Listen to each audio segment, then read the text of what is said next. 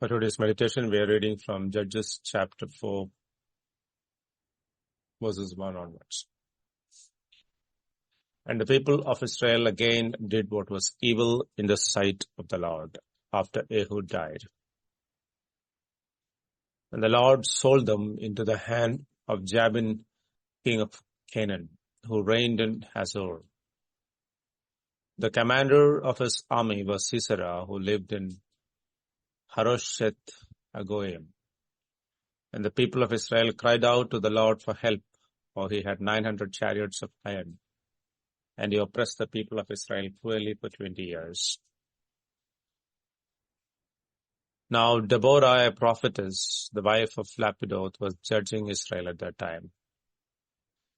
She used to sit under the palm of Deborah between Ramah and Bethel in the hill country of Ephraim. And the people of Israel came up to her for judgment. She sent and summoned Barak, the son of Abinoam from Kadesh Naphtali, and said to him, "Has not the Lord, the God of Israel, commanded you? Go, gather your men at Mount Tabor, taking 10,000 from the people of Naphtali and the people of Zebulun. And I will draw out Sisera, the general of Jabin's army, to meet you by the river Kishon with his chariots and his troops. And I will give him into your hand." Barak said to her, "If you will go with me, I will go. But if you will not go with me, I will not go." And she said, "I will surely go with you. Nevertheless, the road on which you are going will not lead to your glory, for the Lord will sell Sisera into the hand of a woman." Then Deborah arose and went with Barak to Kadesh. And Barak called out Zebulun and Naphtali to Kadesh. And 10,000 men went up at his heels, and Deborah went up with him.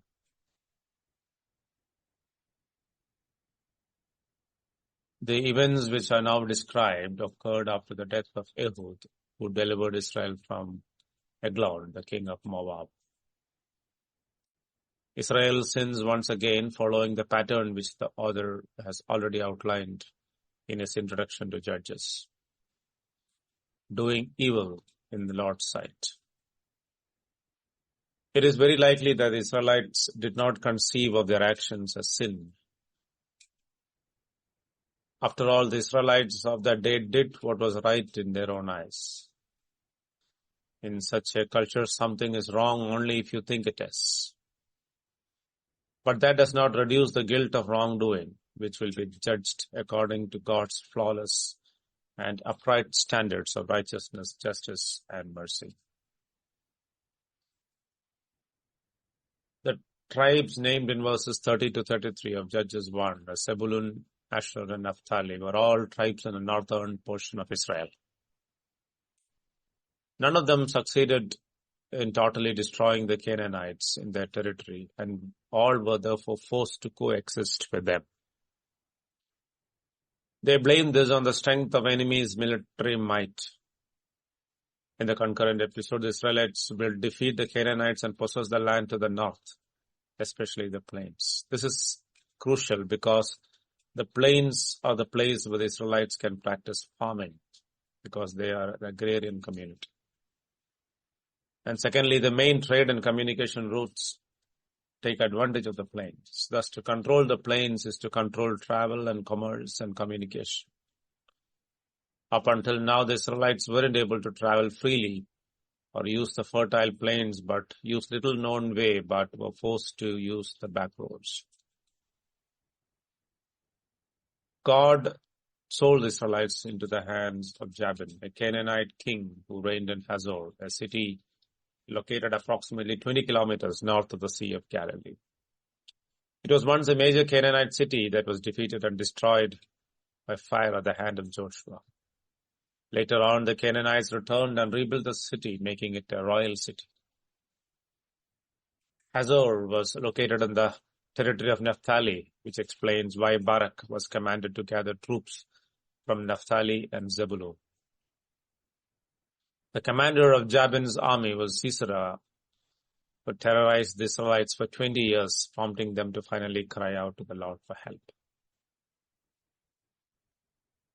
Deborah is introduced to us first as a prophetess and then as a wife of Lapidoth, a man about whom we know nothing.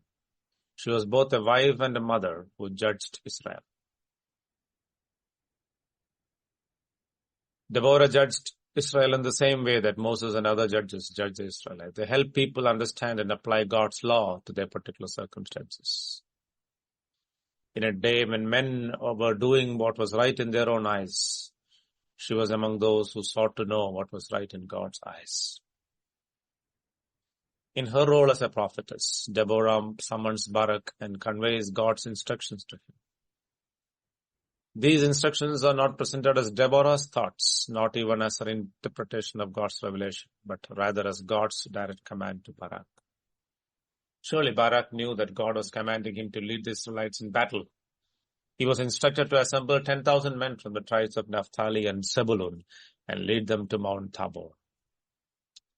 God promised that he would draw Sisera, Jabin's general, to the King Kishon River, along with his army and his 900 chariots, where he would give them into Barak's hands.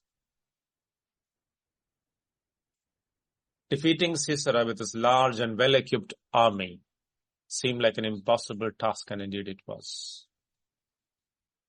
God had Barak and his men assembled for battle on Mount Tabor.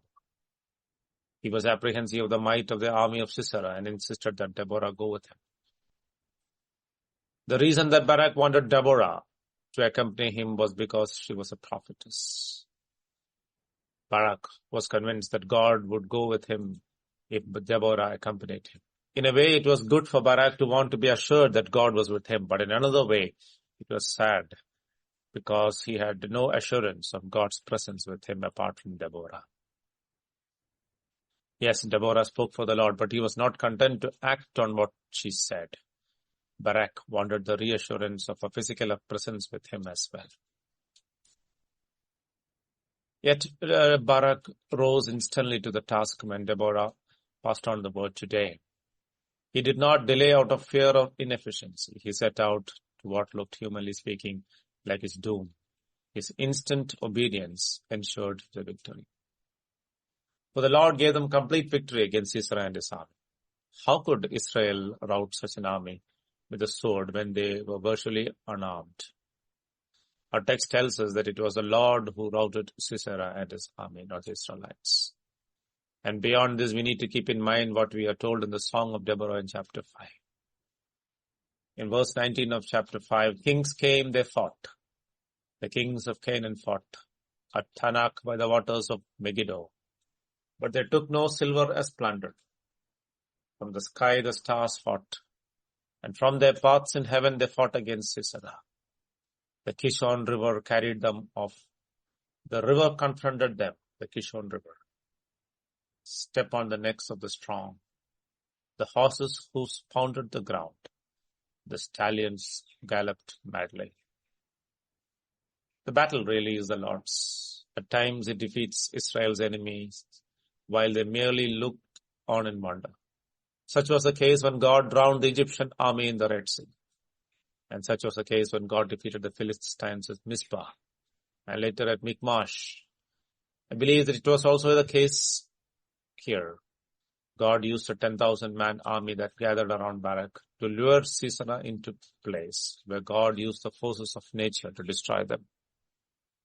The Israel surely fought, but theirs was largely a matter of cleaning up after God did the work.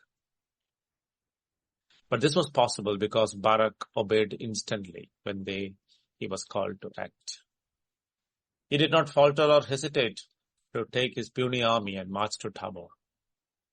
Thus, when the storm that God had been building broke at Kishon, Barak was there at the right time, at the right place, to reap the fruit of God's awesome providence. The flash flood swept away the army of Sisera. Their iron chariots were now their downfall, as the horses panicked. How important it is to act instantly at God's prompting.